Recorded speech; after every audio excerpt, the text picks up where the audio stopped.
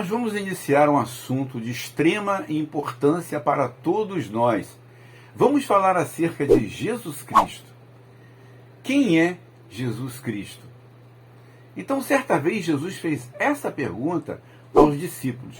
Primeiro ele disse: o que os homens dizem sobre mim? Os discípulos, de modo mais descontraído, disseram: eles dizem que você é João Batista, ou Elias, ou Jeremias, ou um dos demais profetas.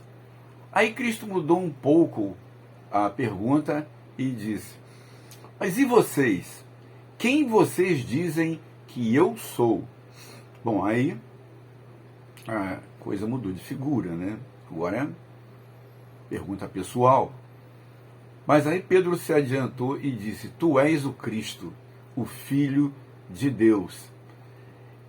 Então Jesus respondeu a Pedro: bem-aventurado é você, Simão Bar-Jonas, ou Simão, filho de Jonas, porque não foi a carne ou o sangue que te revelou isso, mas o meu Pai que está no céu. Ou seja, não foi por revelação humana, mas foi o meu Pai que está no céu. Isso está em Mateus 16, do 13 ao 17.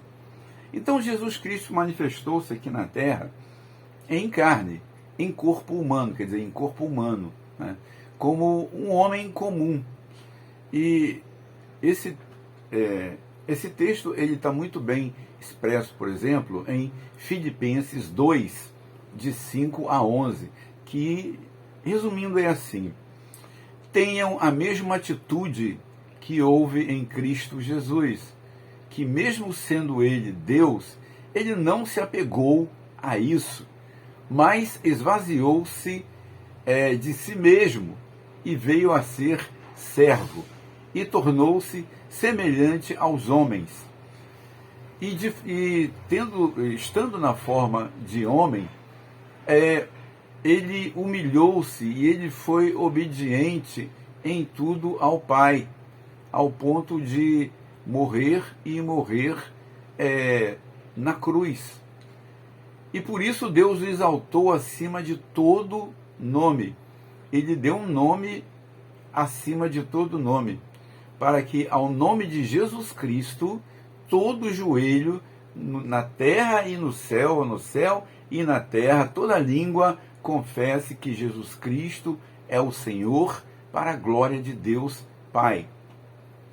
E João também fala sobre isso no Evangelho de João 1,14, onde ele trata Jesus de o verbo, né? A palavra.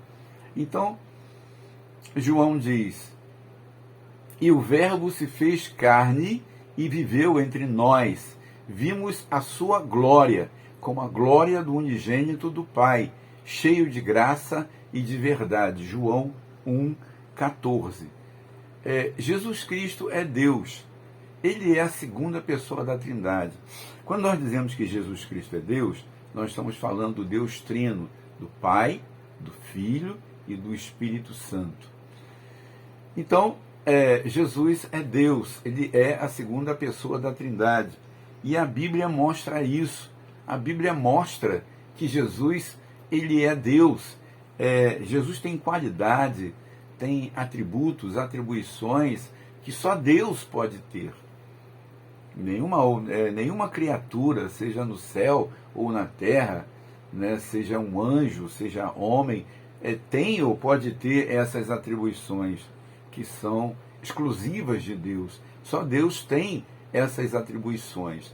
Por exemplo, a Bíblia diz que Jesus é onipresente, né? E só Deus pode ser onipresente. Onipresente é estar em todo lugar ao mesmo tempo, né? Em todo lugar ao mesmo tempo.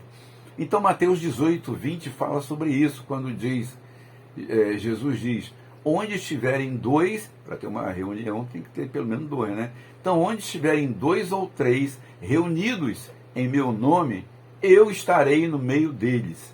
Mateus 18, 20. Mateus 28, 20 também diz: estarei com vocês todos os dias, até a consumação dos séculos ou dos tempos, né? Jesus também ele é onisciente, ou seja, ele sabe todas as coisas. Isso está escrito, por exemplo, em João 2, 24 e 25 e João 21, 17. Tá? Jesus também ele é onipotente, e só Deus é onipotente, tem todo o poder. Ele não tem apenas algum poder, ele tem todo o poder. Né? Mateus 28, 18. E também já vimos que ele é onipresente, onisciente, onipotente, tem todo o poder. Mateus 28, 18. E também ele é eterno, só Deus é eterno. Uma criatura não pode ser eterna, tem um início, pelo menos um início. Né? Então, mas Deus é eterno, não tem nem princípio, nem fim. Como diz Isaías, o Salmo 90, versículo 2, né, falando de Deus, e Isaías 9, 6, onde o profeta diz, né,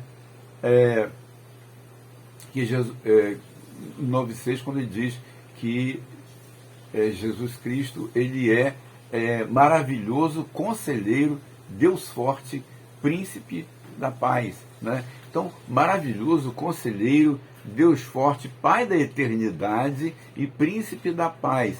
Isaías 9,6. E também Hebreus 13,8, onde diz, né, que Jesus Cristo é o mesmo ontem e eternamente, ou será para sempre. Jesus Cristo também ele é o Criador, quando diz lá em João 1,3, né, que todas as coisas foram feitas por Ele, e sem Ele nada do que foi feito se fez. Também Colossenses 1,16 fala do mesmo assunto. E ainda, Apocalipse 5, do 11 ao 13, diz que Jesus ele é o Cordeiro de Deus, que ele é o Cordeiro que foi morto por nós, que ele é adorado no céu pelos anjos, ele é adorado não somente na terra, mas também é adorado no céu por todos os anjos. Diz Apocalipse 5, do 11 ao 13. Depois você dá uma olhada lá. Resumindo, João diz: olhei e ouvi a voz de muitos anjos, milhares, milhões de anjos em volta do trono, que dizia, né? Cantavam em alta voz: digno é o Cordeiro, que é Jesus, digno é o Cordeiro que foi morto de receber poder, riqueza, sabedoria, força, honra, glória e louvor. E ainda no versículo 13, né, acrescenta: todas as criaturas do céu, da terra, do mar, e também glorificando ao Pai e ao Filho, dizendo: ao que está sentado no trono, Deus Pai, e ao Cordeiro, que é Jesus, sejam louvor, glória, honra e poder para todo sempre. Amém? Então, a Bíblia então mostrando, né, que Jesus, ele é Deus, não é apenas um homem. E também, até mesmo um de seus apóstolos, Tomé, né, diz que quando Tomé vê Jesus, depois que ele foi ressuscitado, ele toca no Senhor, né? Então Tomé exclama: Senhor meu e Deus meu. Isso está escrito em João 20, 20. A salvação, ela foi anunciada desde a primeira transgressão. Então, desde o Antigo Testamento, um animal considerado puro, sem defeito, como o cordeiro, por exemplo, ele era sacrificado em lugar do pecador. Então, explicando, o cordeiro é o filhote da ovelha e expiação é o sacrifício onde um animal considerado perfeito, ele é morto em lugar do pecador. Ele toma o lugar do pecador e sofre a pena em lugar do pecador. Então assim foi com Adão e Eva, quando eles transgrediram contra Deus. Deus falou para eles não comerem de determinado fruto, eles poderiam comer qualquer alimento, ali menos determinado fruto. Mas eles comeram daquele fruto. E quando eles fizeram isso, aquela comunhão que eles tinham com o Senhor, eles perderam. O Senhor não brigou com eles, não falou nada, mas eles sentiram a sua consciência culpada por ter transgredido a vontade do Senhor. E agora eles que se apresentavam todos os dias pela viração da tarde, então o Senhor vinha para conversar com eles, e eles ficavam à vontade do jeito que eles estavam, né, mesmo sem roupa, mas aquilo naquele momento não os incomodava. Mas a partir do momento que eles transgrediram contra o Senhor, eles viram que algo estava errado. Tá? Então o que eles fizeram? Eles fizeram eles ficaram com medo do Senhor. E aí eles fizeram um avental de folhas de figueira e se cobriram. E quando o Senhor os chamou, eles se esconderam, coisa que eles nunca tinham feito antes. E quando o Senhor pergunta, onde vocês estão? Eles sabiam onde estavam, queria que eles se comunicassem. A gente se escondeu porque a gente estava nu. Mas quem te mostrou que vocês estavam nus? Deu. Então a consciência dele os acusou e Deus também confrontou o pecado dele para eles saberem, para eles confirmarem. Tá? Isso eles pegaram, então fizeram um avental de folhas de figueira, né? Mas Deus matou um animal e tirou a pele desse animal e fez túnica de peles para eles. E eles se cobriram com essa túnica de peles que Deus fez para eles. Então não foi a roupa que eles prepararam, né, a veste que eles prepararam que os sossegou diante de Deus, mas sim a roupa que Deus preparou para eles. Tá? Eles se sentiram mais à vontade com a roupa que Deus preparou para eles. E aí esse sacrifício está descrito lá em Gênesis 3:21, quando diz que o Senhor preparou pele vestes de pele para eles. Então, o primeiro sacrifício pelo pecado, Gênesis 3:21. E também Abraão, quando Deus lhe pediu o seu filho Isaque em sacrifício, e aí Isaque foi sendo levado pelo pai Abraão, né, até o lugar onde Deus determinou, e Abraão sabia o que ia acontecer, mas Isaque não sabia, né? E quando eles estão subindo o monte, Isaque fala: pai, eu estou vendo aqui todo o preparativo para o sacrifício, mas onde está o cordeiro? Abraão tomou aquele baque, né? Mas na mesma hora ele respondeu: Deus preparará para si o cordeiro, meu filho. Deus providenciará para si o cordeiro, ou proverá o cordeiro para si. Isso está escrito, por exemplo, em Gênesis 22, versículos 7 e 8. Então, eles foram caminhando até o local que Deus indicou para ser feito o sacrifício, e ali, então, na hora em que Abraão coloca Isaque sobre um altar de pedras que ele preparou, e no momento que ele vai executar Isaque, então Deus fala para ele parar, né? E em lugar de Isaque não foi sacrificado. Em lugar de Isaque, então, um cordeiro, né? Um carneiro, né? Que estava ali preso pelas pontas, né? Num arbusto. Então, Abraão toma e sacrifica o cordeiro em lugar do filho. Então, mais uma figura de Cristo sendo sacrificado, morrendo por nossos pecados. Ele que não tinha culpa nem pecado, ele agora vai morrer pelos nossos pecados.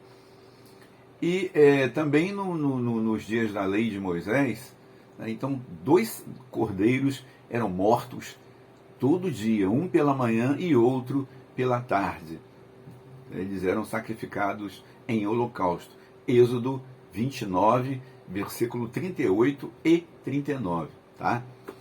E também o maior exemplo, o mais claro, né, é o profeta Isaías, que viveu 700 anos antes de Cristo.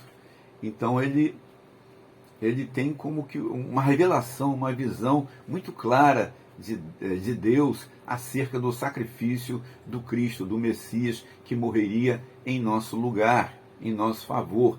Então, ele foi, antes de morrer, ele foi afligido pelos soldados romanos, ele foi chicoteado à exaustão pelos soldados romanos e depois ele foi liberado para ser crucificado. E naquela época era a própria pessoa que levava a cruz, né, para o local onde ela iria ser crucificada. Essa era uma parte do castigo.